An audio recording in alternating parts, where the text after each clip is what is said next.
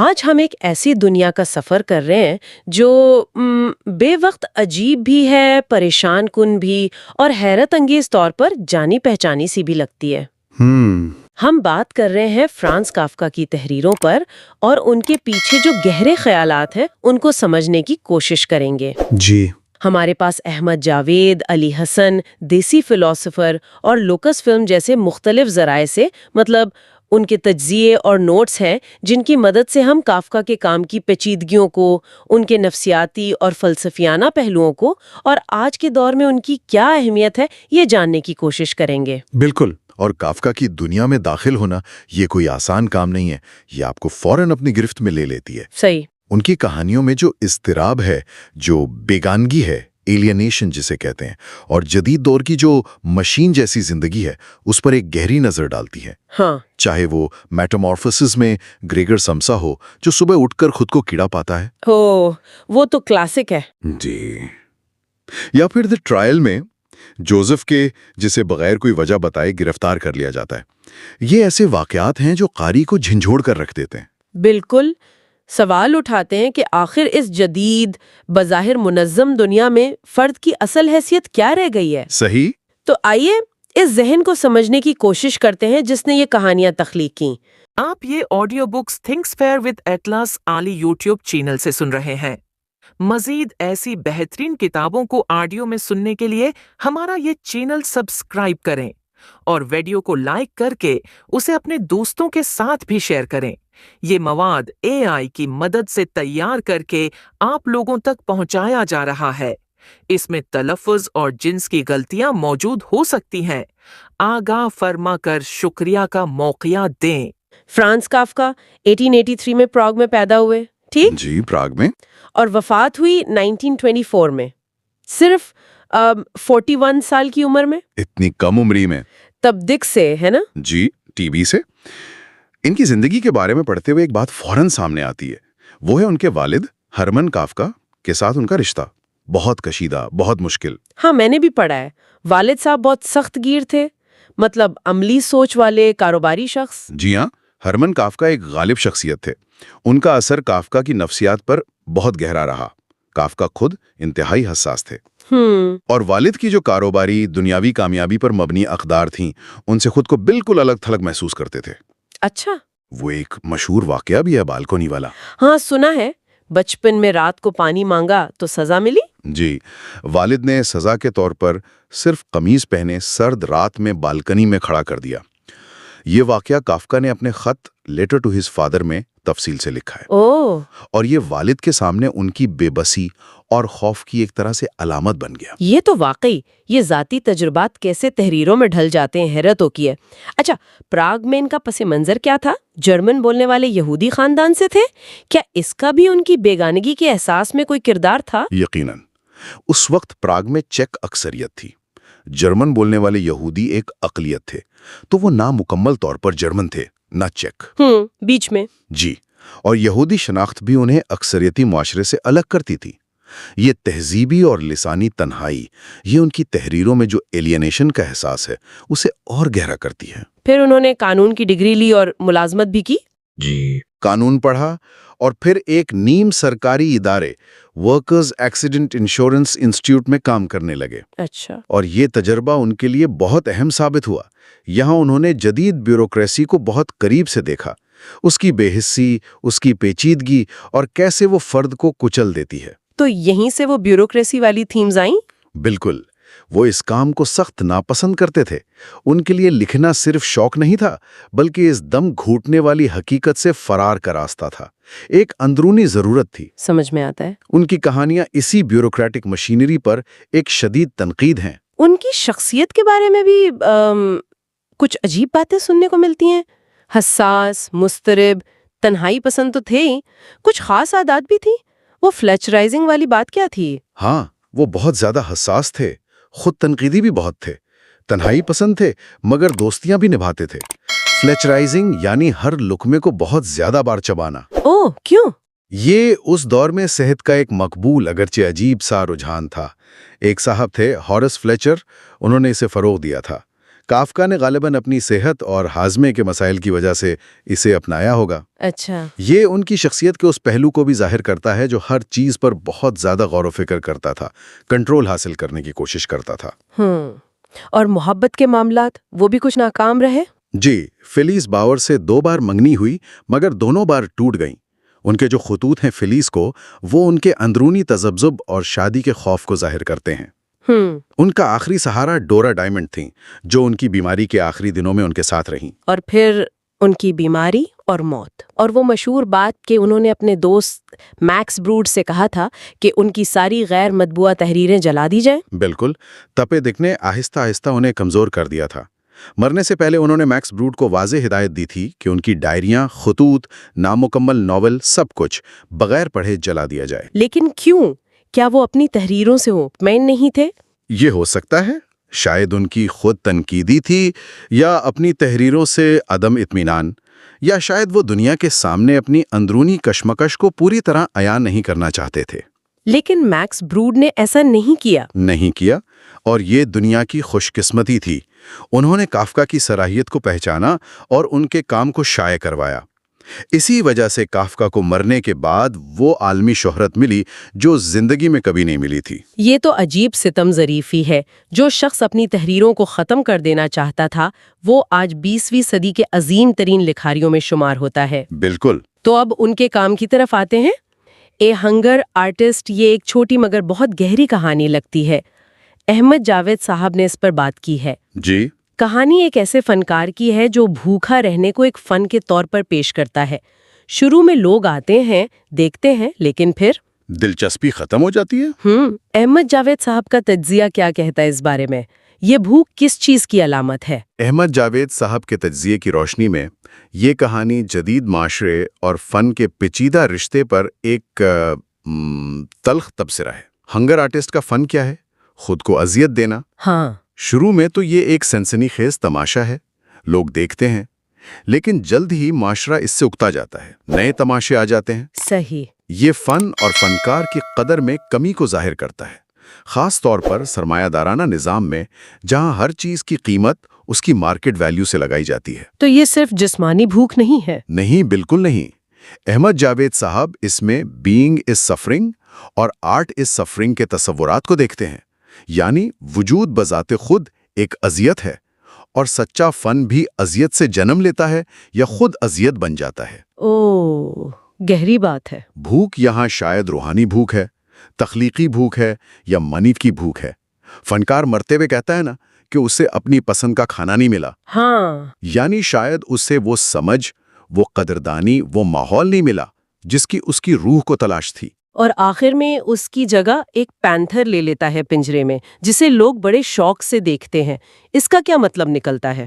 Panther وہ زندگی کی بھری پھری، وحشی، بے فکر توانائی کی علامت ہے۔ وہ کسی گہری سوچ یا اذیت میں مبتلا نہیں، وہ بس اپنی جبلت پر زندہ ہے۔ معاشرہ فنکار کی پیچیدہ، تکلیف دہ روحانیت سے منہ موڑ کر اس سادہ حیوانی قوت کی طرف متوجہ ہو جاتا ہے، یعنی سطحیت کی طرف؟ جی، احمد جاوید صاحب کے تجزیے کے مطابق یہ جدید انسان کی سطحیت، گہرائی سے خوف اور وہ جو حیرت کا احساس ہوتا ہے، اس کے خاتمے اینڈ آف ونڈر کی طرف اشارہ ہے۔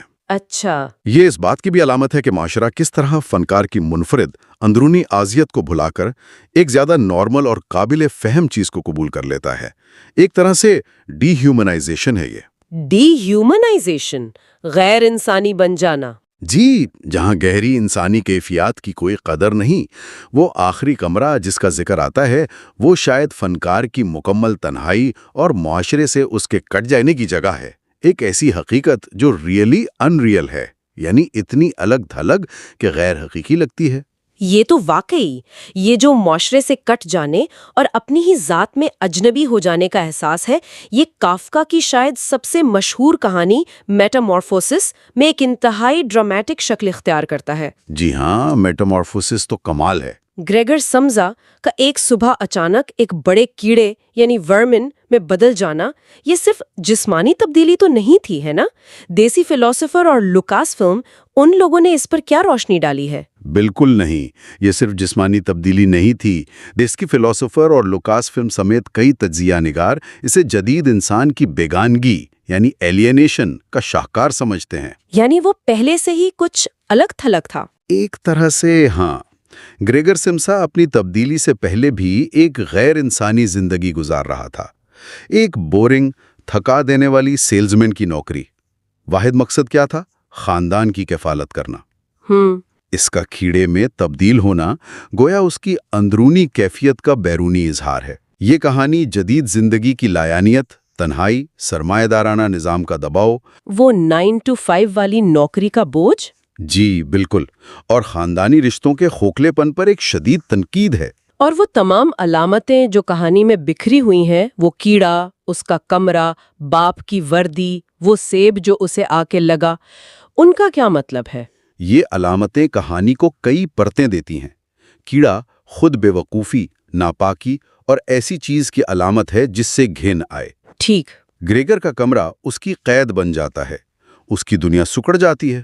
باپ کی وردی جو شروع میں اختیار اور عزت کی علامت تھی، وقت کے ساتھ میلی اور بے وقوف ہو جاتی ہے۔ جیسے باپ کا اختیار کمزور پڑ رہا ہو۔ شاید فوائد مصیب جو باپ غصے میں پھینک کر مارتا ہے اور جو گریگر کی کمر میں پیوست ہو جاتا ہے، اسے کچھ لوگ بائبل میں آدم کے گناہ والے واقعے سے جوڑتے ہیں۔ اوہ، جنت سے نکالا جانا؟ جی، مطلب والدین کی طرف سے مکمل رد کیا جانا، ایک تکلیف دہ آگاہی، پینفل اویئرنس کی علامت ہے۔ اور کھانا؟ بہن پہلے پیار سے لاتی تھی، پھر؟ ہاں، کھانا بدلتے ہوئے خاندانی تعلقات کو ظاہر کرتا ہے، پہلے پیار، پھر نفرت۔ دیوار پر لگی وہ عورت کی تصویر جسے گریگر بچانے کی کوشش کرتا ہے، ہاں، وہ کیوں؟ وہ شاید اس کی کھوئی ہوئی انسانیت، اس کی خواہشات، باہر کی دنیا سے تعلق کی آخری نشانی ہے۔ اور وائلن؟ بہن بجاتی ہے تو وہ کھینچا چلا آتا ہے۔ جی، وائلن خوبصورتی، فن اور انسانی تعلق کی امید دلاتا ہے، لیکن آخر میں خاندان اسے بھی نظر انداز کر دیتا ہے، گویا انسانی احساسات کی اب کوئی گنجائش نہیں رہی۔ تو یہ سب مل کر ایک ایسی تصویر بناتے ہیں جہاں انسان اپنی معاشی حیثیت کھوتے ہی اپنی انسانی شناخت بھی کھو بیٹھتا ہے، ایک بوجھ بن جاتا ہے۔ بالکل، جدید معاشرے پر یہ ایک بہت سخت تنقید ہے۔ کیا یہ صرف خاندان کا رد عمل تھا یا گریگر خود بھی اپنی انسانیت کھو رہا تھا اس کیڑے کے روپ میں؟ وہ تو شروع میں اپنی نوکری اور ٹرین چھوٹنے کی فکر کر رہا تھا۔ یہ ایک بہت اہم نقطہ ہے۔ گریگر کی ابتدائی سوچیں، نوکری، ٹرین، پیسوں کی فکر، یہ ظاہر کرتی ہیں کہ وہ تبدیلی سے پہلے بھی کس حد تک اپنی معاشی ذمہ داریوں میں جکڑا ہوا تھا۔ ہاں، کیڑا بننے کے بعد بھی اس کے انسانی احساسات باقی رہتے ہیں۔ وہ موسیقی سے متاثر ہوتا ہے، کھڑکی سے باہر دیکھ کر انسانی رابطے کو ترستا ہے، لیکن آہستہ آہستہ تنہائی، خاندان کی بے حسی، جسمانی تکلیف، ان سب کی وجہ سے اس کی انسانیت مدھم پڑنے لگتی ہے، اس کا وجود حیوانی سطح پر آ جاتا ہے۔ تو یہ ایک دو طرفہ عمل ہے۔ معاشرہ اور خاندان اسے رد کرتے ہیں اور وہ خود بھی آہستہ آہستہ اپنی انسانی شناخت سے دور ہوتا چلا جاتا ہے۔ کتنا ڈپریسنگ ہے۔ اور پھر دی ٹرائل، جہاں نظام خود ایک عفریت بن جاتا ہے۔ جوزف کے کی گرفتاری بغیر کسی وجہ، بغیر کسی الزام کے، یہ تو آج بھی بہت متعلقہ لگتا ہے، خاص طور پر جب ہم پیچیدہ قانونی یا انتظامی نظاموں کو دیکھتے ہیں۔ جی، دی ٹرائل دو۔ علی حسن اور لوکاس فلم نے اس ناول کے کن پہلوؤں پر زور دیا ہے؟ دی ٹرائل کو علی حسن اور لوکاس فلم جیسے تجزیہ نگار بیوروکریسی کی لاعیانیت، بے رحمی اور غیر شخصی فطرت پر کافکا کی سب سے طاقتور تنقید سمجھتے ہیں۔ جوزف کے ایک ایسے قانونی نظام میں پھنس جاتا ہے جس کے قوانین، اہلکار، طریقہ کار سب ناقابل فہم ہیں، ناقابل رسائی ہیں۔ اسے اپنا جرم تک نہیں پتہ چلتا، کبھی نہیں پتہ چلتا، اسے انصاف ملنے کی کوئی امید نظر نہیں آتی، لیکن وہ اس نظام سے بچ بھی نہیں سکتا۔ یہ تو کسی بھی بڑے بے چہرہ نظام کی علامت ہو سکتا ہے، سرکاری یا کارپوریٹ۔ بالکل، یہ ناول ایک مطلق العنان ٹوٹلیٹیرین ریاست کے جبر کی علامت بھی بن سکتا ہے، اور کسی بھی ایسے بڑے بے چہرہ سسٹم کی بھی جو فرد کو اپنی پیچیدگیوں میں الجھا کر بے بس کر دیتا ہے۔ کافکا کے اپنے انشورنس کمپنی والے تجربات کا اس میں دخل ہوگا؟ یقیناً، وہاں انہوں نے روزانہ ایسی فائلوں اور ضابطوں سے نمٹنا ہوتا تھا جو انسانی پہلو سے بالکل عاری تھے۔ یہ وجودی جرم کا خیال بھی بہت دلچسپ ہے۔ کیا مطلب ہے اس کا؟ کہ ہم سب کسی نہ کسی نادیدہ نظام کے سامنے مجرم ہیں؟ یا یہ کہ نظام خود ہمیں مجرم ہونے کا احساس دلاتا ہے؟ یہ ایک گہری بحث ہے۔ وجودی جرم سے مراد یہ ہو سکتی ہے کہ محض اس غیر منطقی جابرانہ نظام میں موجود ہونا ہی ایک طرح کا جرم ہے، اچھا، یا یہ کہ نظام اتنا طاقتور ہے کہ وہ فرد کے اندر جرم کا احساس پیدا کر دیتا ہے، چاہے اس نے کچھ غلط نہ بھی کیا ہو۔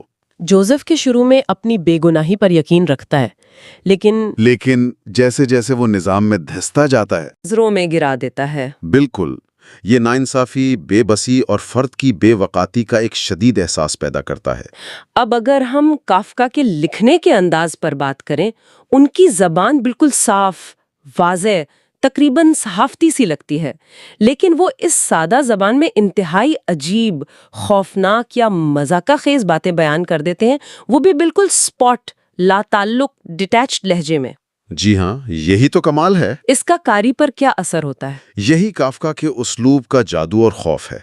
یہ سپاٹ، لا تعلق انداز، جسے ڈیڈ پین بھی کہتے ہیں، ناقابل یقین واقعات کو معمول کے طور پر پیش کرتا ہے۔ جیسے وہ میٹامورفسس کی پہلی لائن؟ بالکل، جب گریگر سمسا ایک صبح بے آرام خوابوں سے بیدار ہوا تو اس نے خود کو اپنے بستر پر ایک دیو ہیکل کیڑے میں تبدیل پایا۔ یہ اتنی سکون سے بیان کی گئی بات ہے کہ قاری چونک جاتا ہے۔ یہ انداز قاری کو مجبور کرتا ہے کہ وہ اس بے تکی، خوفناک صورتحال کو ایک حقیقت کے طور پر قبول کر لے، بالکل ویسے جیسے ہم اپنی زندگی کے بہت سے غیر منطقی، جابرانہ نظاموں کو معمول سمجھ کر قبول کر لیتے ہیں۔ صحیح۔ یہ لاتعلقی، حقیقت اور خواب، معمول اور غیر معمولی کے درمیان کی لکیر کو دھندلا دیتی ہے اور ایک مستقل بے چینی اور غیر یقینی کی کیفیت پیدا کرتی ہے۔ تو اس اسلوب اور ان موضوعات کو ملا کر کافکا کے فلسفیانہ اور نفسیاتی پہلو کیا بنتے ہیں؟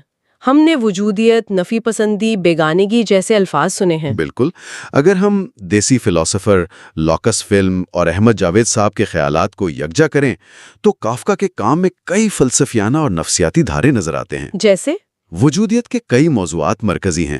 وجودیتی خوف، ڈریڈ، بیگانگی، ایلینیشن، زندگی کی لا یقینیت، ابزرڈیٹی، انتخاب کی آزادی یا اس کا فقدان اور معنی کی تلاش۔ اور نفی پسندی؟ نائلزم، کچھ ناقدین ان میں نفی پسندی کے عناصر بھی دیکھتے ہیں، یعنی پرانے عقائد، اقدار، سماجی ڈھانچوں کا ٹوٹ جانا اور کسی نئے معنی خیز نظام کا نہ ہونا۔ اور نفسیاتی طور پر؟ نفسیاتی طور پر ان کا کام انسانی ذہن کی گہرائیوں میں اترتا ہے۔ والد کے ساتھ وہ پیچیدہ رشتہ اور اتھارٹی کا خوف، فرد کے اندرونی تضادات، جرم کا شدید احساس، چاہے وہ حقیقی ہو یا وجودی، مستقل اضطراب، حساسیت، جی، اور شناخت کا بحران۔ اور جیسا کہ ہم نے بار بار دیکھا، جدیدیت کے مسائل، بیوروکریسی کا جبر، غیر انسانی بننے کا عمل، ڈیہیومنائزیشن، سرمایہ داری نظام میں فرد کی بے وقاری، اذیت کا تصور اور طاقتور بے چہرہ نظاموں کے سامنے فرد کی مکمل بے بسی، یہ سب ان کے کام کے بنیادی ستون ہیں۔ اور اسی سب سے یہ مشہور زمانہ اصطلاح نکلی ہے، کیفکیسک۔ جی ہاں، یہ آج کل بہت استعمال ہوتی ہے، خاص طور پر جب کسی سرکاری دفتر یا بڑی کمپنی سے واسطہ پڑے۔ لیکن اس کا اصل مطلب کیا ہے، خاص طور پر ان کہانیوں کی روشنی میں جو ہم نے ڈسکس کی؟ کافکیسک ایسی صورتحال کو بیان کرتا ہے جو صرف پیچیدہ یا مشکل ہی نہیں، بلکہ مزے کا خیز حد تک غیر منطقی ہو، الجھی ہوئی ہو اور اکثر ڈراونی بھی ہو۔ ڈراونی؟ ہاں، وہ احساس جب آپ ایک ایسے نظام کا سامنا کر رہے ہوں جو ظاہراً قوانین اور ضوابط پر چل رہا ہے، لیکن اس کی منطق آپ کی سمجھ سے باہر ہے، اس کے اہلکار غیر شخصی ہیں اور آپ خود کو بالکل بے بس، پھنسا ہوا اور اپنی شناخت سے محروم محسوس کرتے ہیں۔ لوکس فلم نے کوئی مثال دی تھی؟ ہاں، وہ ATM والی مثال۔ آپ کا کارڈ بلاک ہو جاتا ہے، بینک کہتا ہے یہ آپ کی حفاظت کے لیے تھا کیونکہ کسی نے مشکوک ٹرانزیکشن کی کوشش کی، آپ کہتے ہیں وہ آپ کی تھے۔ اوہ، وہ کہتے ہیں آپ کو پہلے بتانا چاہیے تھا۔ پھر پتہ چلتا ہے یہ فیصلہ کسی انسان نے نہیں، ایک الگورتھم نے کیا ہے جس پر کسی کا کنٹرول نہیں۔ آپ ایک ایسی دیوار سے ٹکرا رہے ہیں جس کا کوئی چہرہ نہیں، کوئی سننے والا نہیں۔ یہی کافکیسک ہے۔ جی، یہ تو ٹرائل کی دنیا ہے جہاں قوانین ہیں مگر انصاف نہیں، جہاں عمل ہے مگر منطق نہیں۔ یہ تو روزمرہ کی زندگی میں بھی محسوس ہوتا ہے. کبھی کبھی کسی کسٹمر سروس ہاٹ لائن پر بات کرتے ہوئے یا کوئی آن لائن فارم بھرتے ہوئے جہاں ایک چھوٹی سی غلطی آپ کو واپس شروع میں بھیج دیتی ہے. بالکل. ایسا لگتا ہے ہم کسی اندیکھے بے حس نظام سے لڑ رہے ہیں جو ہماری انسانی صورتحال کو سمجھنے سے قاصر ہے. بالکل، یہی وجہ ہے کہ کافیسک آج بھی اتنی طاقتور اور متعلقہ اصطلاح ہے. یہ صرف بیوروکریسی تک محدود نہیں ہے، بلکہ کسی بھی ایسی صورتحال پر لاگو ہو سکتی ہے جہاں فرد خود کو ایک بے معنی، غیر شخصی اور جابرانہ نظام کے رحم و کرم پر پاتا ہے. یہ جدید زندگی کا ایک لازمی حصہ بن گیا ہے لگتا ہے. اگرچہ تکلیف دے، لیکن ہاں، ایک حصہ تو ہے. تو فرانس کافکا کی دنیا کا یہ سفر ہمیں دکھاتا ہے کہ ان کی تحریریں جو تقریباً 1 صدی پہلے لکھی گئیں آج بھی ہمارے معاشرے، ہمارے نظاموں اور خود ہماری ذات کے بارے میں کتنے گہرے اور پریشان کن سوالات اٹھاتی ہیں. صحیح. ان کا کام محض کہانیاں نہیں ہے بلکہ جدید انسان کی حالت زار کا ایک آئینہ ہے. یقیناً. اور یہ ہمیں سوچنے پر مجبور کرتا ہے. آج کی دنیا جو کافکا کے دور سے کہیں زیادہ پیچیدہ ہے، ٹیکنالوجی کے زیر اثر ہے. احمد جاوید صاحب نے اے آئی اور مستقبل کے نظاموں کا بھی اشارہ کیا تھا. ہاں. اور جہاں بیوروکریسی اکثر ڈیجیٹل ہو گئی ہے، پہلے سے زیادہ غیر شخصی ہو چکی ہے، وہاں کافکا کی یہ موضوعات، بیگانگی، نظام کا جبر، لایعنیت، شناخت کا کھو جانا ہماری اپنی زندگیوں سے کس حد تک جڑے ہوئے ہیں؟ یہ سوال تو ہے. کیا ہم خود بھی جانے انجانے میں روزمرہ کی بنیاد پر ایسی کافکسک صورتحال سے نہیں گزر رہے، جہاں ہم ایک بڑے ناقابل فہم نظام کے پرزے بن کر رہ گئے ہیں؟ یہ وہ سوال ہے جو کافکا ہمارے لیے چھوڑ گئے ہیں، اور شاید اس کا جواب ہر کسی کو اپنی ذات اور اپنے تجربات میں ہی تلاش کرنا ہوگا.